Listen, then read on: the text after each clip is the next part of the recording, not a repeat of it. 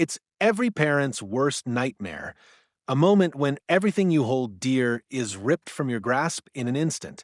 That's exactly what happened when Karen, the president of our HOA, decided to take matters into her own hands.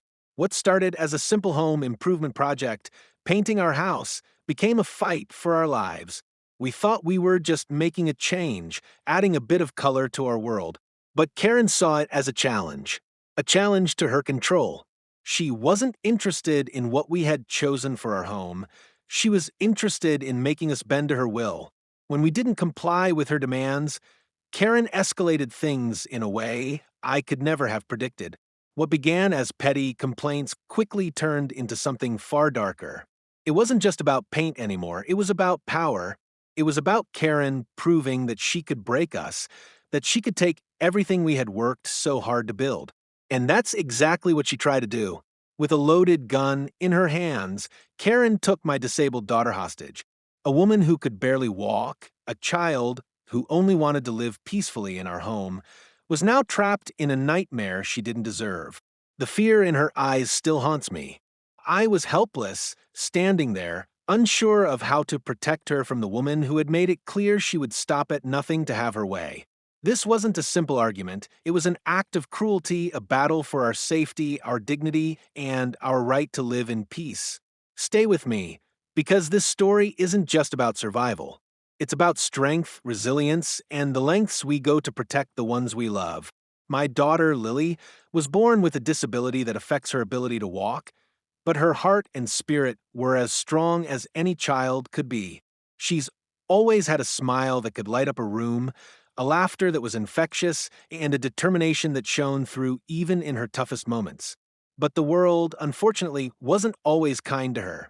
The disability that made life a little harder for her was also a constant reminder that she would have to fight for every inch of normalcy. When we moved into our new house, we felt like we had finally found a place where we could breathe. After years of moving from one place to another, struggling to make ends meet, this house was a symbol of everything we had worked for, a home of our own. It was small, yes, but it was ours, and it was a place where Lily could have her own space to play, to dream, and to be herself. We were determined to make it our sanctuary, a peaceful retreat from the outside world. The neighborhood seemed perfect, quiet, welcoming, and full of families who appeared to value community. But there was one glaring problem we hadn't anticipated: the Homeowners Association, HOA, more specifically, Karen, the HOA president. From the very first time we met her, she made her presence known. Karen was the kind of person who believed that her word was law. She controlled every inch of a neighborhood, dictating even the smallest of details, from how lawns should be maintained to the color of fences. It was clear that she was obsessed with uniformity, and she ruled with an iron fist. I tried to stay out of her way. We were the newcomers, after all, and I didn't want to rock the boat. But that proved to be impossible. Karen was relentless in her efforts to impose her vision on everyone. She made sure every house adhered to her idea of perfection, and nothing less would be tolerated. From the moment we set foot in the neighborhood, she began to keep a close eye on us, looking for anything that didn't fit her strict standards. Our first real interaction with Karen came when we decided to paint our house.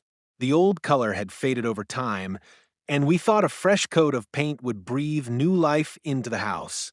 We chose a vibrant, warm color, a soft coral that we felt would bring out the beauty of the house and make it stand out in the right way. It was a simple decision, one that we thought would be the start of making the house feel like home. But to Karen, this was a direct challenge. Almost immediately, she showed up at our door, her face twisted in anger. "You can't paint your house that color," she snapped, as if we had just committed a grave offense. "It doesn't fit the aesthetic of the neighborhood." Her voice was icy, demanding. She didn't even allow me to explain. She simply told us that we needed to repaint it or we would face hefty fines. I was stunned. We hadn't even unpacked properly yet, and already we were being told how to live. I tried to reason with her, explaining that we were new to the area and that we had chosen the color because it felt right for us, but Karen wouldn't listen. She was unrelenting, her attitude only growing more hostile as she made it clear that we were expected to fall in line. This wasn't about the color of the house, it was about control. It was about asserting her dominance over us. I knew she was overstepping, but at the time we were still getting settled, and I didn't want to start a fight. I wanted to believe that Karen's demands were just an isolated incident, something that would blow over. But that was the beginning of our nightmare. Every day after that, Karen became more aggressive. She showed up at our door at all hours of the day, demanding we fix things, constantly nitpicking every little detail. She sent letters with veiled threats, called the city to complain about us, and made sure the HOA was involved at every step. It wasn't about the paint anymore. It was about making sure we understood that we didn't belong. She was using her position to impose her will, and it was clear that she wasn't going to stop until she broke us. The tension began to build. I could feel it in the pit of my stomach every time I saw her car in front of our house, every time I heard the knock at the door. And yet, I wasn't prepared for what came next. I never expected Karen to take it this far. I never imagined that she would go from petty complaints to something much darker. The tension between Karen and me had been building for weeks, but there was something about that moment on the porch with Lily that made it feel real. Up until then, I'd managed to push the dread aside, focusing on the little victories, getting the house settled, watching Lily grow comfortable in her new space. But as the days wore on, I could feel the pressure mounting. Karen wasn't just upset with our house color, she was on a warpath. The HOA had always been her playground, and now that we were in the picture, she saw us as an obstacle. I knew her well enough by now to understand that this wasn't just about power, it was about control. She wanted us to obey her every whim, to fall in line with her vision for the neighborhood. And we weren't willing to do that. The worst part was the silence of the neighborhood. It felt like everyone was watching us, waiting to see who would back down first. Some people were clearly scared of Karen, tiptoeing around her, afraid to speak out or challenge her authority. Others, though they didn't agree with her tactics, didn't want to get involved. I could see it in their eyes when we'd pass by, people avoiding eye contact, pretending not to notice the tension that was rising. It felt like we were all living in a pressure cooker, waiting for the moment when it would explode. And then that evening it did. I was sitting with Lily on the porch, watching the sunset. It was a quiet evening, a rare moment of calm amidst the chaos that had become our life. Lily was humming to herself, enjoying the simplicity of the moment. I couldn't help but smile, watching her small fingers trace invisible shapes in the air, her face filled with the innocent joy of a child who knew nothing of the world's cruelties. For a brief moment, I allowed myself to believe that everything might turn out okay. We had made this house a home. We had fought through so many obstacles to get here, and despite everything, we were still standing. But just as I leaned back, savoring that fleeting peace, I heard it knock on the door. Hard and insistent. My heart sank. I didn't have to open the door to know who it was. I had been expecting her, bracing for the moment when Karen would show up again. But nothing could have prepared me for what was about to unfold. I stood up, trying to steady my nerves and walk toward the door. As soon as I opened it, I saw her. Karen, standing with her arms crossed, her eyes narrowed, her face flushed with anger. "I've had enough of your disrespect," she spat, her voice cold and venomous. "You think you can get away with this? This neighborhood has rules, and you clearly don't care about them. You think you can paint your house whatever color you want, ignore the community standards, and just go on with your life?" Her words were sharp, cutting through the air like a knife. There was no pleasantry in her tone, no hint of a conversation, just pure, unfiltered fury. The familiar feeling of dread began to churn in my stomach. I knew where this was going. I took a deep breath, trying to keep my composure. "This is our home, Karen. You have no right to tell us what color we can paint it." But Karen wasn't listening. She stepped forward, her eyes burning with an intensity that sent a chill down my spine. "You don't understand, do you?" she hissed. "You've crossed the line, and now you're going to pay for it. You think you can just ignore me and walk away? Not this time." Before I could say anything else, Karen shoved past me and stepped into the living room. My blood ran cold. She had crossed the line, and it wasn't just a battle over paint anymore. This was something far darker. As I stood there, frozen in place, I noticed something that made my heart stop. In Karen's hand, tucked inside her coat, was a small black handgun. At first, I didn't believe it.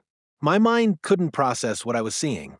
I had been so focused on the verbal confrontation that I hadn't noticed the gun. But now, with the cold, metal glinting in the dim light of the living room, the reality set in. My blood ran ice cold, and every instinct in my body screamed at me to act, to protect Lily. "You think you can do whatever you want?" Karen said, her voice trembling with a twisted mix of anger and satisfaction. "Maybe this will teach you a lesson. Maybe this will show you who's in charge." Her words were slow and deliberate, each one cutting through the air like a knife. She was calm, too calm for someone holding a weapon. She wasn't just angry, she was dangerous. And in that moment, I understood that I wasn't dealing with a petty neighbor anymore. This wasn't a disagreement over property or paint colors.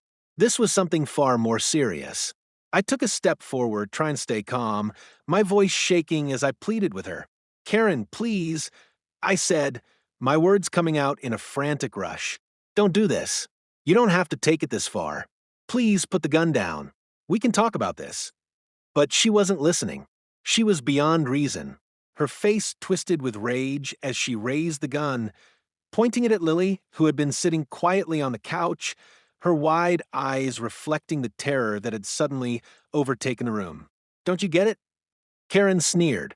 "This is my neighborhood, and you're not welcome here anymore. You think you can make your own rules? You'll regret that. You'll regret it for the rest of your life." My mind was racing, my heart pounding in my chest. Every part of me wanted to move, to rush at her, to wrestle the gun away. But I knew that any wrong move could trigger something far worse. I had to stay calm for Lily's sake, for my sake. But as Karen's eyes flicked to my daughter, who was trembling on the couch, her small hands clutching the fabric of her dress, I knew that everything had changed. I didn't know what to do. The situation was spinning out of control, and I had no way of stopping it. I looked at Lily, her innocent eyes filled with confusion, and I felt my heart shatter. She didn't understand what was happening, but she could feel the fear in the room. She could feel the danger. I had to act. I had to do something to save her. But how? How could I protect her from someone so consumed by anger, so willing to go to any lengths to assert her power? I took another step forward, slowly, deliberately, hoping to de-escalate the situation. My voice was firm now, despite the panic that was clawing at my chest. "Karen, please. You've made your point. You've won. Just let us go. No more violence." But she didn't listen. Her finger tightened on the trigger, and I felt my stomach drop. In that moment, I knew that if I didn't act, if I didn't do something soon, it could be too late. "Please," I said again, my voice hoarse, barely more than a whisper. "Please, don't do this. Just put the gun down." But Karen's face remained cold and unyielding. The gun was raised, aimed directly at Lily, and I could do nothing but stand there, terrified, desperate to keep my daughter safe. I didn't know how this would end. I didn't know if we would survive this. But I knew one thing for certain. I would do anything at all to protect my little girl. Everything slowed. My entire existence, every heartbeat, every breath, felt as if it were narrowing down to this single horrifying moment. The gun in Karen's hand, the terror in my daughter's eyes, and the cold, suffocating fear that filled the room, it was too much to bear. How had it come to this? How had a simple disagreement over paint turned into a life-and-death standoff? My mind reeled as I stood there, helpless, powerless to protect the one person who meant more to me than anything in the world. The air felt thick, suffocating. I couldn't breathe. Every breath seemed to get stuck somewhere deep in my chest. It wasn't fear for myself. It wasn't even about Karen, standing across from me with that smug, menacing expression on her face. It was Lily, my daughter, the girl who had fought every day of her life just to be seen, just to have a life that was as normal as possible. And now she was caught in the crossfire of a madwoman's vendetta. Karen's eyes were cold, icy, devoid of empathy, and her finger was wrapped tightly around the trigger. I could feel the tension in the air, the weight of the gun pointing directly at my daughter, and the anger that radiated from Karen like an impenetrable wall. She was the one in control, at least that's what she thought. I could hear her voice, low and filled with malice, her words cutting through the air like a blade. "You should have listened to me," Karen muttered, her voice shaking with barely contained rage. "Now we'll see who's in charge." It was as though the world had gone silent except for her words. Every sound around me faded. There was no ticking clock, no distant chatter, no birds outside the window. All I could hear was the blood rushing in my ears, the pounding of my heart and my own shallow breaths. I was frozen. My body, paralyzed by the fear of what was about to happen, couldn't move. The gun, the threat, the fear that I couldn't protect my daughter, it was all too much to bear. And yet I couldn't look away. My eyes were locked on the weapon, on the danger that hovered inches from Lily's head. In that moment, I felt something in me crack. A desperation unlike anything I had ever known. I had spent my entire life preparing for everything, working tirelessly to give my daughter the best life possible, to shield her from harm. But in this moment, I couldn't protect her. I couldn't make this go away, and it felt like the world was crashing down around me, as though everything I had worked for had been ripped away in an instant. My thoughts scattered in all directions. What should I do? What could I do? I had no weapon, no backup, just the cold realization that in this moment, my daughter's safety was in the hands of a woman who had gone too far. I wanted to act, but everything inside me screamed that one wrong move would make things worse. I wanted to reach for the gun, to somehow wrestle it from her hand, but my mind told me that it was too dangerous. Lily's quiet breath was all I could hear now, and I watched her, trembling but trying to hold herself together. And then something happened. Suddenly, Lily spoke. "I'm not afraid of you," she said, her voice small but firm, barely a whisper at first. I looked down at her in shock. She was trembling, yes? Her small body was shaking with fear, but there was something else in her eyes. It wasn't the terror I had seen before. It wasn't the confusion of a child caught in something they didn't understand. No, there was something more. There was fire in her eyes, a spark of courage, even in the face of the darkest terror. I blinked, unsure of what I was hearing, but Lily's words rang out again, more steady this time. "You don't get to control us anymore," she continued, her voice growing stronger. The power in her words hit me like a lightning bolt. I couldn't comprehend it. This little girl, my daughter, was standing her ground. She wasn't cowering. She wasn't begging for mercy. She was looking at the woman holding a gun to her, and she was speaking her truth. It was a wake-up call I hadn't expected. The fear that had gripped me began to shift. I could feel the flood of emotions inside me: love, pride, rage, but above all, a surge of protectiveness that broke through the haze of panic. Lily wasn't going to back down. She was showing more courage than I ever could have imagined. And in that moment, I realized the power in her. It wasn't in the gun. It wasn't in the threats. It was in the strength of the human spirit. It was in her resilience. And that resilience, that unshakable strength, was something that no amount of fear or violence could ever take away. I took another step forward, my body shaking with the adrenaline that was pumping through my veins. My voice came out in a rush, but it was clear, it was strong. "Karen," I said, each word weighing heavily in the air. "Put the gun down. You've already done enough damage. You've crossed the line. Just let us go." The words were coming from deep within me, a declaration of my refusal to let her control us any longer. And for the first time in what felt like hours, I saw something flicker across Karen's face. It wasn't the cold, calculating anger I had seen before. It was confusion. It was uncertainty. Her fingers stayed on the trigger, but her grip seemed to falter just for a split second. That's when it happened. In a move so quick, I didn't even have time to react. Karen's arm dropped.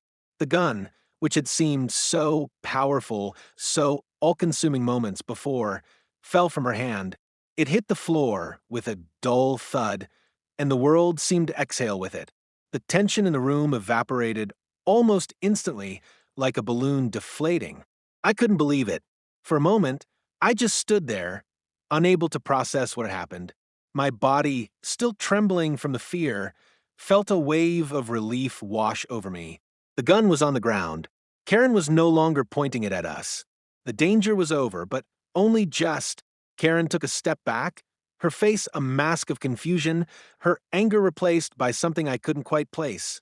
She didn't know how to react. She had been in control until now, but the power had shifted, and she didn't understand why.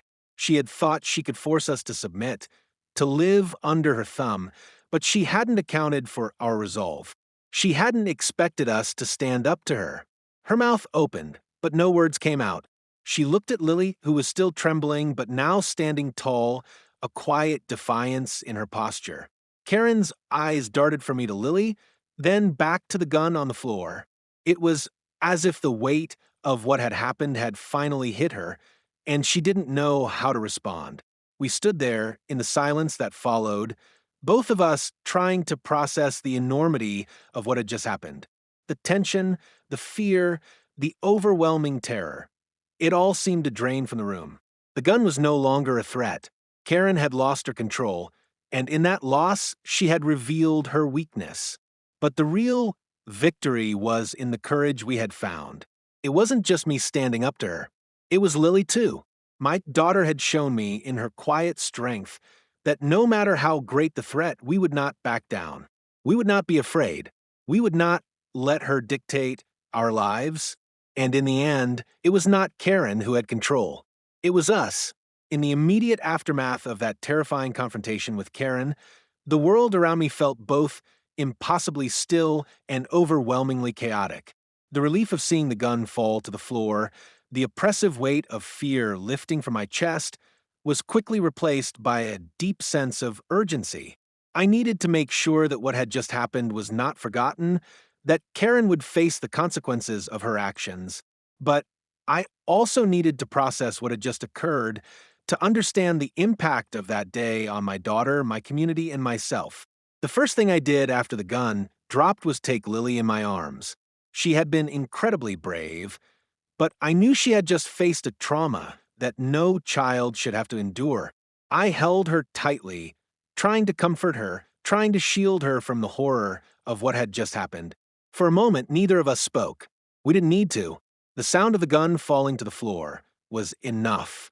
But the silence between us wasn't comforting, it was the quiet before the storm. I could feel Lily's small body trembling in my arms. She hadn't cried, hadn't made a sound, but I could sense the fear bubbling beneath the surface. She was holding it together, and that made my heart swell with pride, but I knew that this moment would affect her in ways that we couldn't even comprehend yet. I needed to make sure she was okay, truly okay, and that meant getting her help, not just physically, but emotionally and psychologically. I pulled out my phone and called 911, my voice shaky but resolute. I explained the situation as clearly as I could, asking for immediate assistance. I wasn't sure if Karen would try something else. I wasn't sure if she had any other tricks up her sleeve. But I had learned one thing that day: we couldn't take anything for granted. Within minutes, the police arrived at our doorstep. The officers were professional, but the weight of the situation hit them as soon as they saw the gun on the floor. I led them inside, where they took statements from me and Lily. Lily, still in shock, couldn't really speak much, but I did my best to explain everything that happened, from the moment Karen knocked on our door to the terror of holding my daughter in my arms while Karen pointed a loaded gun at her. The police took Karen into custody. I could see the shock on her face as she was handcuffed and escorted out of the house, but there was no sympathy in my heart. She had crossed a line, and there was no coming back from that. I didn't know how far she would go, how many other families she had bullied or tormented, but I was determined to make sure that her reign of terror ended now. It was hard to process the whirlwind of emotions that followed. I spent the next few hours making sure that Lily was okay physically. There were no visible injuries, but I could tell that the emotional toll of the experience would be far harder to navigate. I tried to comfort her as best as I could, holding her hand and reassuring her that she was safe. But even as I did, I knew that this incident had left an indelible mark on her. It wasn't just about the threat to her life. It was about the violation of trust, the sense of helplessness that Karen had instilled in her. That night, I stayed up long after Lily had fallen asleep, my mind racing. What would happen next? What would the community think of all this? What would the legal process look like? And most importantly, what could I do to make sure that Lily would be okay? I knew I needed help. I couldn't navigate this on my own. I called a counselor the next day to set up an appointment for both of us. We had to process what had happened. It wasn't just something we could brush off. We needed to talk about it to get the support that we both desperately needed. The days after the incident moved quickly, but they felt like a blur. Karen's arrest was just the beginning. The legal process was slow and painful, but I was determined to see it through. I knew I had to hold Karen accountable, not just for what she had done to us, but for what she had done to everyone she had ever tormented. She wasn't just a bully, she was a criminal who had crossed a line, and there was no excuse for what she had done. The legal team took over from there, guiding me through the process of filing charges. Karen was charged with multiple counts of aggravated assault, unlawful possession of a firearm, and terrorizing a child. It felt surreal having to go through all the legal details, but I knew it was the right thing to do. I wasn't just protecting my family, I was standing up for every person she had ever bullied, intimidated, or harmed. As the case made its way through the courts, I learned more about Karen's history. It turned out that she had a long history of abusing her power in the HOA. She had manipulated the rules, used her position to intimidate others, and bullied families who didn't comply with her vision of the neighborhood. Many had been too afraid to speak out, but once Karen was arrested, people began to come forward. Neighbors, who had once been silent witnesses to her cruelty, shared their stories with the police, describing how she had harassed them, fined them unfairly, and used her position to control every aspect of their lives. The more I learned, the more I realized that Karen wasn't just a victim of some personal vendetta. I wasn't the first person she had hurt, and I wouldn't be the last. But that didn't matter. What mattered was that her actions had consequences, and she had to pay the price. Karen's trial was long and drawn out, and there were times when I felt like the entire process would never end. It felt like the world had stopped, like I was living in a suspended state of waiting. But when the verdict finally came down, I couldn't help but feel a sense of justice. Karen was found guilty on all counts, and she was sentenced to time in prison. The judge also ordered her to undergo extensive psychological evaluation and treatment, which felt like the only fair consequence for someone who had used power and violence to get what she wanted. That moment of justice was bittersweet. It didn't erase what had happened to us. It didn't erase the fear or the trauma, but it was a victory nonetheless. We had fought back.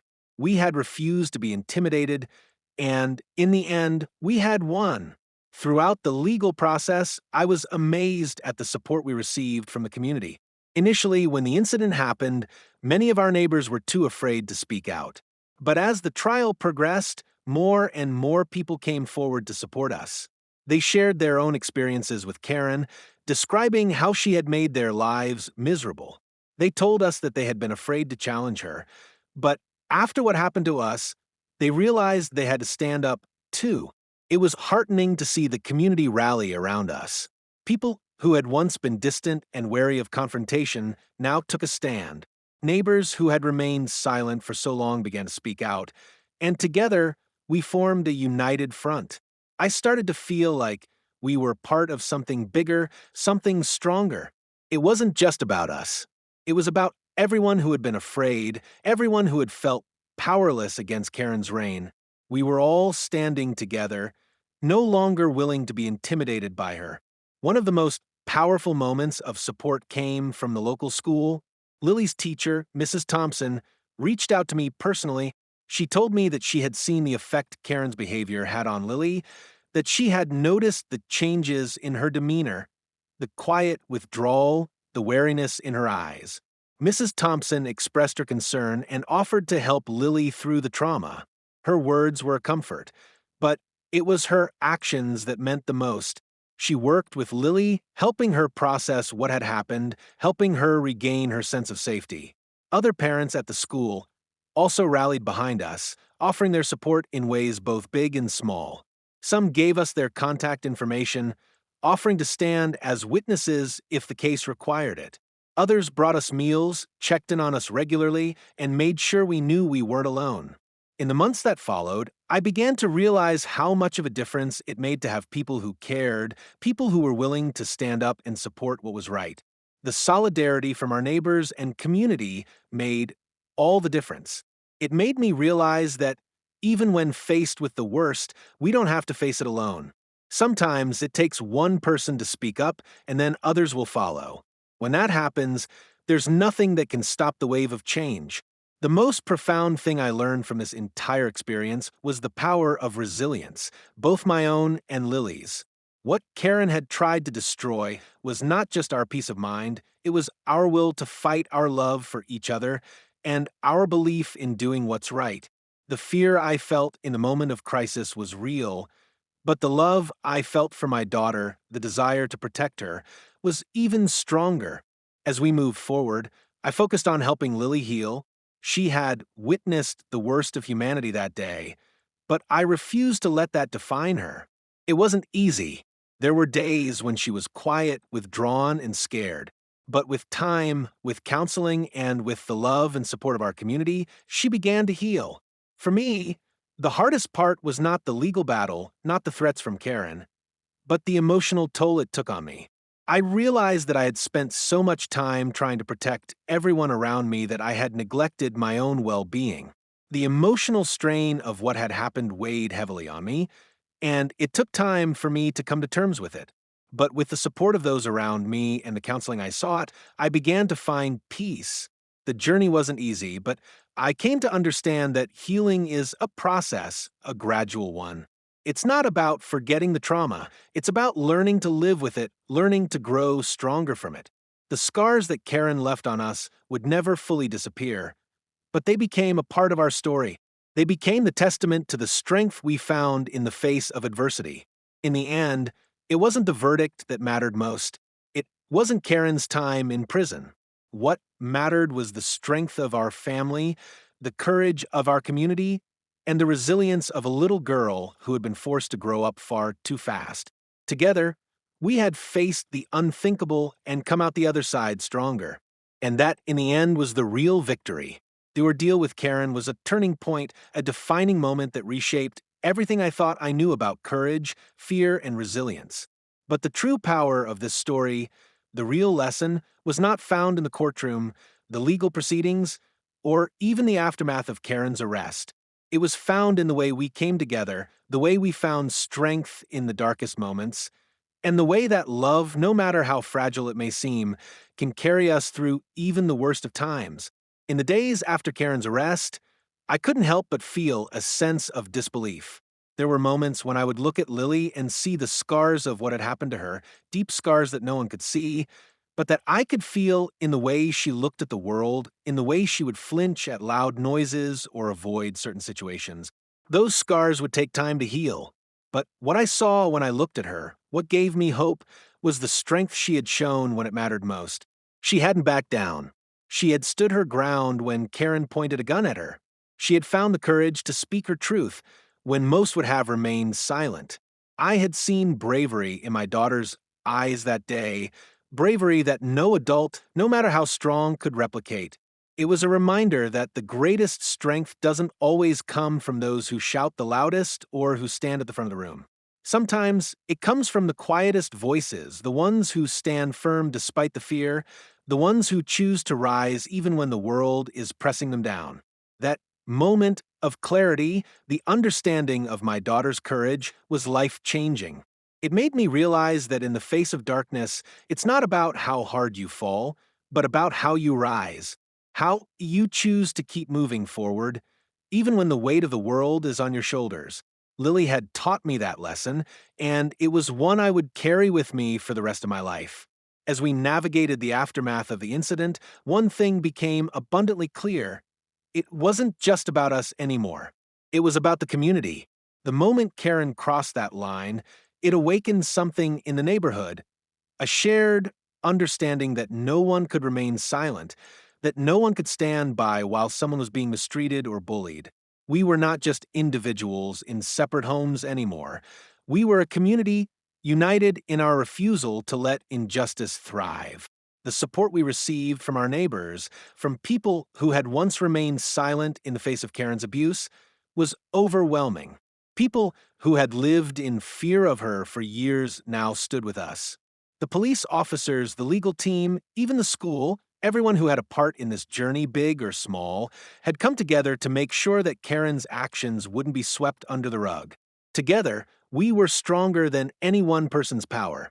And it wasn't just the external support that was invaluable, it was the support that came from within.